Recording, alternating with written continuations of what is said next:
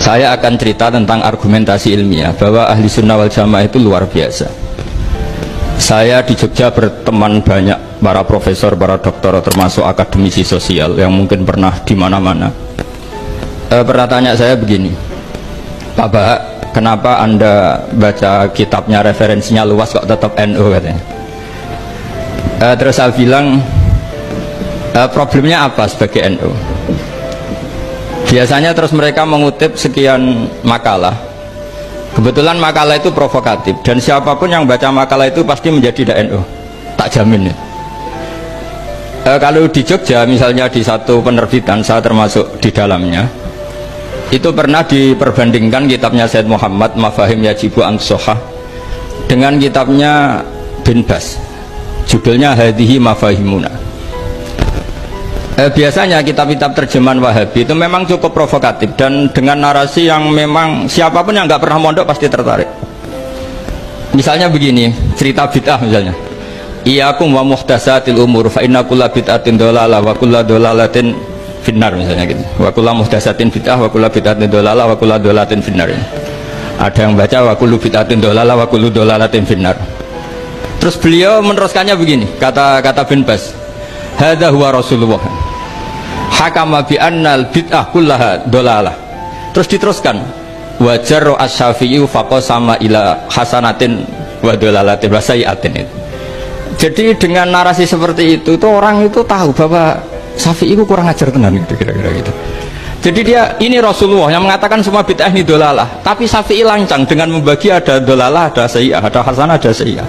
Ini aneh katanya. Wong Rasulullah yang Nabi saja bilang satu semuanya dhalalah, kok dia bilang dua gitu. Diredaksikan Jaro'ah, kira-kira makna sedannya yang lama atau berani. Sehingga orang mesti tanya, kenapa sih tidak ikut Rasulullah saja? Tapi ini satu ilmu, setidaknya ilmu perdebatan, bukan ilmu hakiki, karena kita tidak tahu yang diridhani Allah yang mana.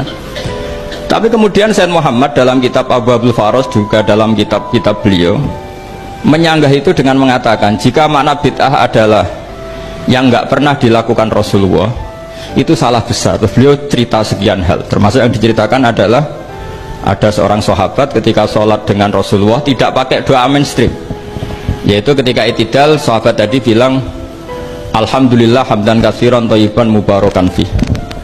Setelah itu setelah Nabi habis sholat tanya ayyukumul qail, siapa tadi yang melafadzkan itu? Semua sahabat diam karena takut disalahkan. Tapi apa yang dikatakan Nabi? Tidak, saya tidak akan menyalahkan. Saya tadi melihat isna asyara malakan, saya tadi melihat 12 malaikat yabtadirunaha ayyuhum yaktubu awwalu. Semuanya itu bergegas siapa yang nulis awal. Terus kata sahabat tadi ha anada ya Rasulullah. Padahal ini satu kalimat yang bahkan Rasulullah tidak mengajarkan, dan Rasulullah bahkan iskal kenapa ada kalimat itu, tapi toh dibenarkan oleh Allah dan Rasul. Cerita Said Muhammad kedua adalah ada sahabat setiap ngimami itu main kulhu.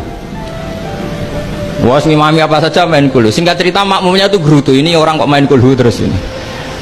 Setelah dilaporkan ke Rasulullah, ditanya sama Rasulullah, kenapa kamu main kulhu? Ini dilaporkan ke saya. Kata si musolli tadi, imam tadi, li annaha sifatur rahman, karena dalam surat itu semua sifatnya Allah, maka fa'ana uhibbuha, saya senang itu. Apa kata Rasulullah? Saya disuruh bilang Allah ke kamu bahwa Allah mencintai kamu karena kamu mencintai kulhu. Terus keterusan sampai sekarang itu orang-orang NU baca kulhu terus itu, karena sekali baca idza samsu kuwirat mesti keponting gitu. Tapi artinya itu dibenarkan Rasulullah min ghairi sabqi ta'limin minhu, tanpa ada pelajaran dari beliau. Runtuhlah teori bid'ah bahwa bid'ah adalah semua yang nggak pernah dilakukan Nabi, diajarkan Nabi. Nyatanya beberapa kali Nabi membenarkan sesuatu yang belum pernah diajarkan oleh beliau. Masalahnya adalah tidak semua orang baca kitabnya Said Muhammad atau baca tidak paham.